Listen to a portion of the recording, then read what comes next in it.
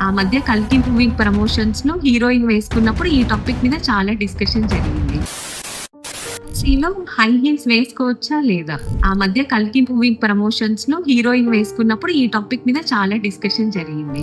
So, దాని గురించి తెలుసుకుందాం. ప్రెగ్నెన్సీలో ఈ 2 పాయింట్స్ చాలా important. Number 1 change in centre of gravity. మన బాడీ సెంటర్ ఆఫ్ గ్రావిటీ ప్రెగ్నెన్సీలో మారుతుంది.